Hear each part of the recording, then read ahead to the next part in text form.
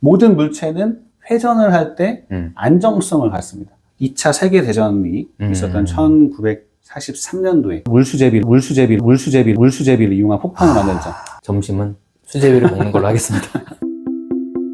오늘도 우리 송윤수 박사님 모시고 그 물리세계, 유체역학에 대해서 얘기를 해볼 텐데, 오늘 주제는 굉장히 우리가 어렸을 때 많이 놀았던 그런 소재입니다.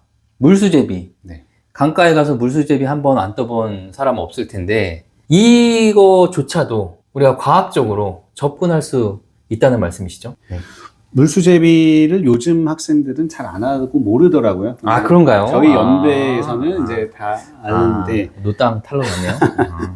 강가나 호수에 가서 네. 돌멩이를 주워서 싹 던져서 돌멩이가 물에 가라앉지 않고 튕기게. 네. 몇 번 튕기냐 하는 놀이죠. 그래서 여러 번 할수록 이제 잘하는 건데, 혹시 몇 번까지 성공시켰어요? 저는 제일 많이 했던 게 뭐 한 7번. 그럼 굉장히 잘하시는 것 같은데요. 저는 한 3번, 4번 정도밖에 안 됐던 것 같습니다. 혹시 노하우 같은 게 있나요? 어떻게 하면 잘 되더라? 당시에 이제 물가에 가서 놀 때는 노하우라기보다는 저는 뭐든지 했는데 잘 안 되면 열이 받는 스타일이에요. 그래서 될 때까지 던지는 스타일이었는데, 어떤 원리로 그게 7번 튀겼는지는 저는 아직 잘 모르고 있습니다. 우리가 그냥 단순한 놀이라고 생각하는데 물수제비 대회가 있더라고요. 국제 대회입니다. 해외에서 이제 해마다 열리고 있고. 근데 몇 번 정도 그 세계 기록 세운 사람이 있겠죠. 대회니까. 보유자, 세계 기록 보유자가 있는데 몇 번 정도 성공한 사람이 1등? 제 경험을 비추어 봤을 때는 15번, 20번 튕기는 것조차도 거의 불가능하게 느껴집니다. 저도 이제 직접 해봤으니까 저도 서너 번밖에 안 되는데, 아무리 잘하는 사람도 돌멩이가 물 위에서 20번 이상 튕긴다는 게 머릿속으로 제 상상력이 뭐 부족해서인지 모르겠지만 잘 이해는 안 가더라고요. 20번 이상 튕긴다. 가능해? 이렇게 생각을 했는데 놀랍게도 88번이 현재 세계 기록으로 남아 있습니다.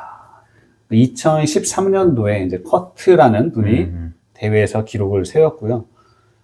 88번이 물에 가라앉지 않고 물 위에서 돌멩이가 튕긴 기록으로 남아 있습니다. 그래서 이분이 이제 유튜브에서 검색해 보시면 영상도 이제 찾아볼 수가 있는데요. 정말 놀랐습니다. 마치 모터 달린 듯이 돌멩이가 다다다다다닥 가는 것들이 정말 신기하더라고요. 그래서 제가 강연이나 이제 가서 학생들한테 보여주면 정말 다들 이제 놀라고, 저도 사실 너무나 놀랐고 했는데요. 그런 기록을 세우고 이걸 학술적으로 또 연구하는 분이 계시더라고요. 외국에 있는 물리학과에서 물수제비 원리에 대해서 열심히 연구를 해서 논문을 발표했는데, 그 논문 제목이 이제 성공적인 물수제비를 위한 비밀을 이제 영문으로 해서 이제 논문을 발표했습니다. 물수제비를 잘하기 위해서 아까 뭐 열심히 끝까지 도전하는 거 말고 스킬적으로 어떤 게 또 중요할까요? 제가 이제 이렇게 던져보니까, 물수제비는 이렇게 보통 야구공은 이렇게 던지는 게 있고 이렇게 던지는 게 있잖아요. 사이드암 있잖아요. 사이드암. 근데 물수제비는 왠지 사이드암으로 던질 때 더 잘 되는 것 같은 그런 느낌을 받았습니다. 맞습니다. 네네. 일단은 사이드암으로 던지면서 돌멩이에 회전을 줘야 된다는 거를 아마 감각적으로 의식하지 않더라도 왠지 회전을 줘야지 될 것 같은 걸 아마 익히셨을 것 같고, 또 세게 던져야겠죠. 뭐 살살 탁 던지면은 뭐 아무래도 여러 번 튕기기 힘들다는 것도 감각적으로 아마 알고 계실 거예요. 그래서 이 외국에 있는 물리학자가 열심히 이거에 대해서 연구를 해서 논문을 썼습니다. 아까 말씀드린 대로 세게 던져야 된다. 그 다음에 회전, 사이드암으로 해서 세게 회전을 줘야 된다. 이 두 가지는 뭐 아마 아실 수 있는데, 회전을 주는 이유는 그렇게 생각하실 수 있을 것 같아요. 모든 물체는 회전을 할 때 안정성을 갖습니다. 우리가 농구공을 손가락 위에 올려놓고 돌리는 묘기 있잖아요.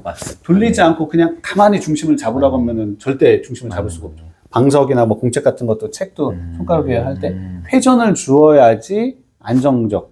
오히려 가만히 있을 때보다 움직일 때, 회전할 때 안정적이다.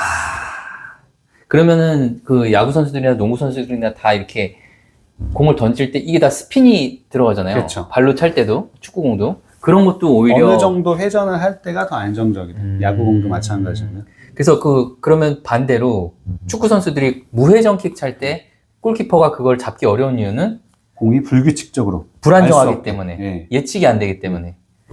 그러니까 회전할 때는 오히려 예측이 되고, 그렇죠. 회전 안 할 때는 오히려 예측이 더 어렵고. 네.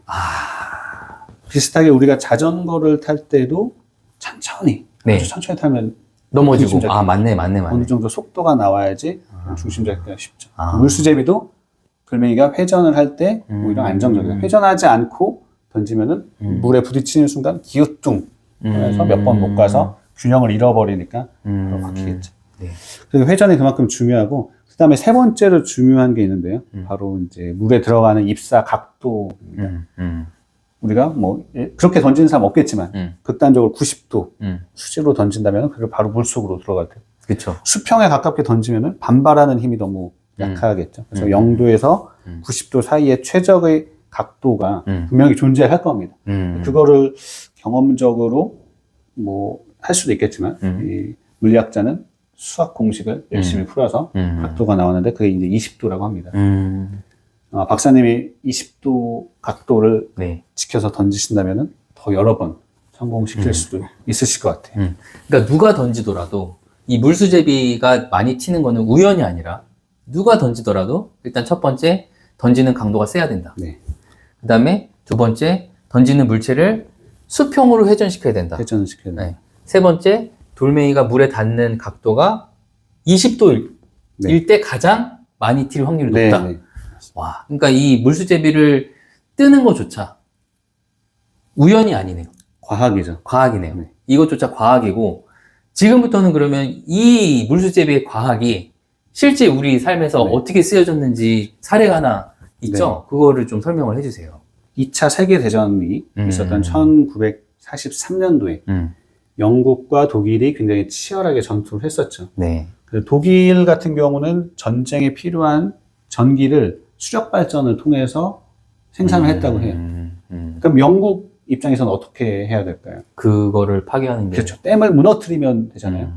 그러면 지금 같으면은 전투기 날아가면서 폭탄 딱 떨어뜨려서 댐 무너뜨리면 되지 네네. 생각할 수 있겠지만 1943년도 지금으로부터 80년 전인데 지금과 같은 컴퓨터는 당연히 존재하지 않았기 때문에 그 댐을 정확하게 맞추는 것도 어려웠을 것 같아요. 그래서 영국의 과학자가 아이디어를 네. 하나 냈습니다. 네. 바로 물수제비를 이용한 폭탄을 만들자.